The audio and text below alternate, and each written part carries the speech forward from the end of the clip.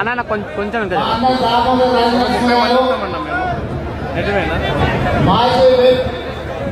మాజీ శాసనసభ్యులు పెద్దలు జగన్ రెడ్డి గారు, వేదికను అలంకరించిన పెద్దలందరికీ, ఈ కార్యక్రమానికి రాష్ట్రం నలుమూలల నుంచి వచ్చేసిన మా ఒడ్డరి మిత్రులందరూ కూడా హృదయపూర్వక నమస్కారాలు. మిత్రులారా, వాస్తవంగా ఈ కార్యక్రమం పిసిసి అధ్యక్షులు ఉత్తమ్ కుమార్ రెడ్డి గారు వారు రావచ్చు కార్యక్రమానికి. ఇతర కార్యక్రమాలలో వారు బిజీగా ఉండడం వల్ల రాష్ట్ర కాంగ్రెస్ పార్టీ తరఫున ఒడ్డరి మిత్రులకు వారి ఆత్మగౌరవ సభకు సంఘీభావం తెలపడానికి రాష్ట్ర కాంగ్రెస్ పార్టీ తరఫున ప్రతినిధిగా ఇక్కడికి నాకు పంపించారు. సంపూర్ణంగా కాంగ్రెస్ పార్టీ మీకు అండగా ఉంటుందని చెప్పి ఉత్తమ్ కుమార్ రెడ్డి గారి తరఫున, రాష్ట్ర కాంగ్రెస్ పార్టీ తరఫున మీకు అందరికీ కూడా తెలియజేస్తున్నా. మిత్రులారా, ఇవాళ తెలంగాణ రాష్ట్రంలో ఎన్నో పోరాటాల తర్వాత, ఎన్నో త్యాగాల తర్వాత తెలంగాణ ప్రజల యొక్క ఆకాంక్షలు నెరవేర్చడానికి కుల వృత్తులు, చేతి వృత్తులు, రైతు కూలీలు, రైతులందరూ బతుకులు బాగుపడడానికి 6 దశాబ్దాల పోరాటాన్ని, 1200 ఆత్మ బలిదానాలను గుర్తించి ఇక ఏ పేదోడి బిడ్డ కూడా తెలంగాణలో చనిపోకూడదు, అమరవీరులు కాకూడదు అని చెప్పేసి శ్రీమతి సోనియా గాంధీ గారు తెలంగాణ రాష్ట్రం ఇచ్చిన తెలంగాణ రాష్ట్రం వచ్చిన రోజు 16,000 కోట్ల రూపాయల నిధుల బడ్జెట్తో ధనిక రాష్ట్రంగా మొట్టమొదటి ముఖ్యమంత్రిగా కల్వకుంట్ల చంద్రశేఖరరావు గారు ప్రమాణ స్వీకారం చేసింది. ఇవాళ వారు పదే పదే అంటుంటారు కాంగ్రెస్ పార్టీ ఏం చేసిందని. కాంగ్రెస్ పార్టీ దేశానికి స్వాతంత్రం ఇచ్చింది, కాంగ్రెస్ పార్టీ ఎస్సీ ఎస్టీలకు రిజర్వేషన్ ఇచ్చింది, కాంగ్రెస్ పార్టీ ఒడ్డెర మిత్రులకు బీసీ ఏ గ్రూప్లో రిజర్వేషన్ ఇచ్చింది.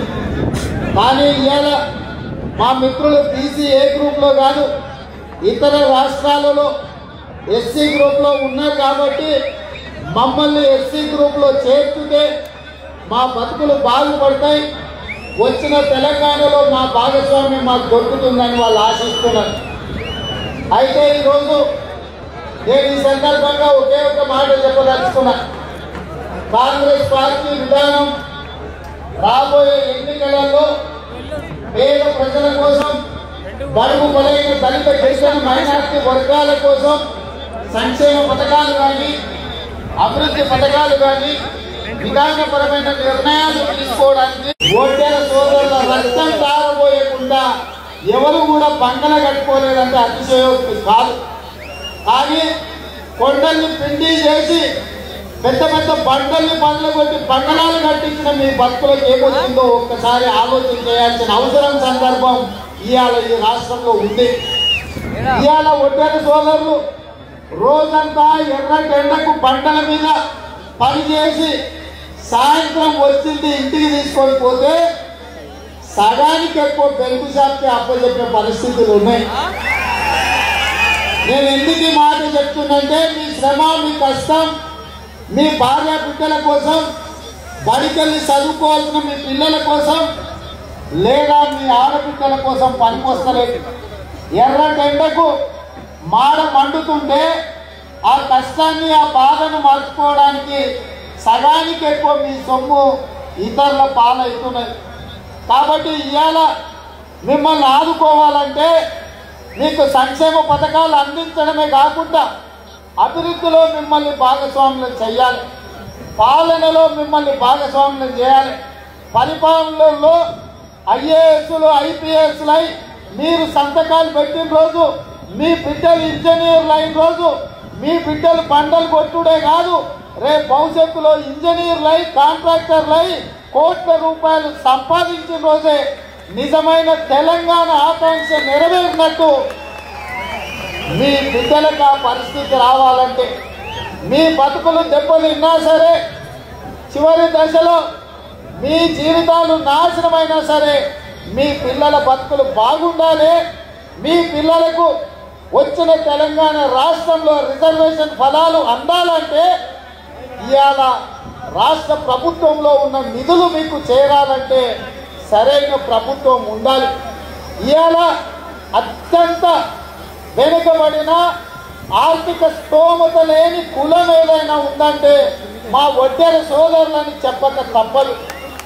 కాబట్టి రేపు రాబోయే ఎన్నికలలో మీ కష్టం తెలిసిన, మీ కష్టాలను తీర్చగలిగిన ప్రభుత్వం అధికారంలో ఉండాలి. ఇవాళ మీ ఓటు అత్యంత కీలకం. నేను ఈ సందర్భంగా ఒకే మాట అడగదలుచుకున్నా. మీరు గడ్డి గాడిదలకేసి మీరు బర్రెలకు పాలు విండితే రావు. కత్తి వాక్సేతికిచ్చి మమ్మల్ని అడిగితే మేమేం చేస్తామని నేను అడుగుతున్నా. జరుగుతుంది. మీరు ఆ పని చేయకుండా ఇవాళ మనం ఓట్లొకరికేసి పనులు ఇంకొకరిని అడిగితే ప్రయోజనం లేదు. ఇవాళ ఈ రాష్ట్ర ముఖ్యమంత్రి గారు 4.5 సంవత్సరాలు పరిపాలించారు.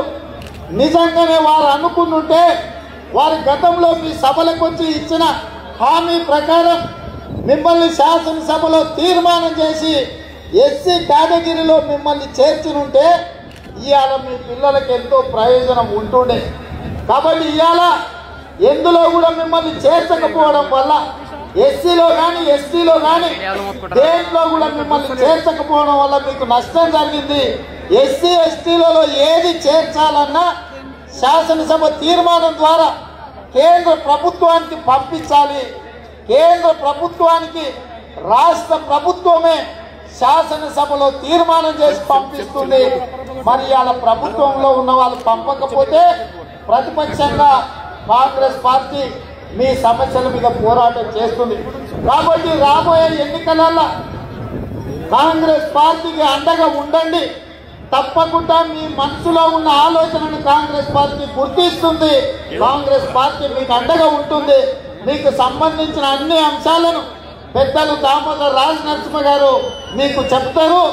అన్ని విషయాలను వారు వివరిస్తారని తెలియజేస్తూ మిత్రులందరి దగ్గర సెలవు తీసుకుంటున్నా. జై హింద్, జై కాంగ్రెస్, జై తెలంగాణ. ఏంటండి వీడియో నచ్చిందా? అయితే ఓ లైక్ వేసుకోండి, లేదంటే ఓ కామెంట్ చేయండి. ఎప్పటికప్పుడు మా వీడియోస్ చూడాలంటే సబ్స్క్రైబ్ చేసుకోండి.